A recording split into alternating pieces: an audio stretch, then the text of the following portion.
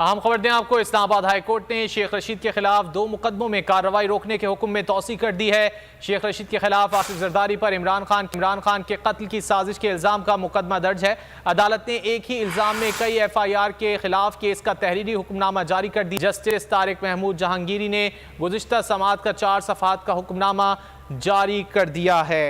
लसबेला और मोचको में दर्ज मुकदमात के हुक्म इम्तना में 31 मई तक तौसी कर दी गई है। इस्लामाबाद हाई कोर्ट ने शेख रशीद के खिलाफ 2 मुकदमों में कार्रवाई रोकने के हुक्म में तौसी कर दी है। तफसीलात जान लेते हैं बोल नुमाइंदे हुसैन चौधरी से। हुसैन, क्या तफसीलात हैं?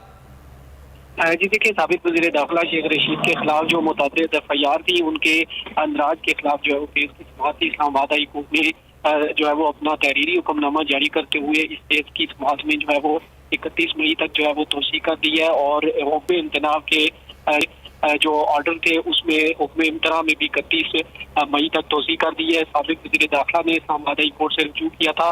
थाना मोचको और लसबेला की जो पुलिस है उन्हें भी अदालत ने नोटिस जारी करते हुए 31 मई तक जो है वो जवाब तलब कर लिया है और केस की मजीद समाअत 31 मई के लिए मुकर्रर कर दी है। बहुत शुक्रिया हुसैन चौधरी इन तफसीलात के लिए। आगे बढ़ते हैं। व्याड़ी के जिले भर में 12 लाख मैट्रिक टन